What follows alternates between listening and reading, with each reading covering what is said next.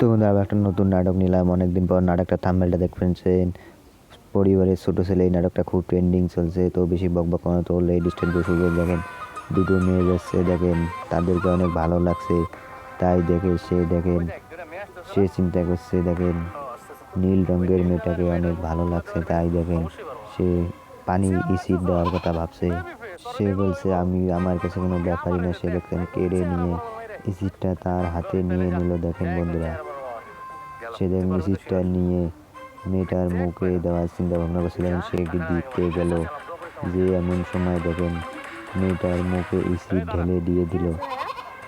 দেখেন সে মেয়েটার মুখে ইসিড ঢেলে দিল। সে বলছে সুন্দরের অহংকার করে সেই ইসিডটা দেখাচ্ছে।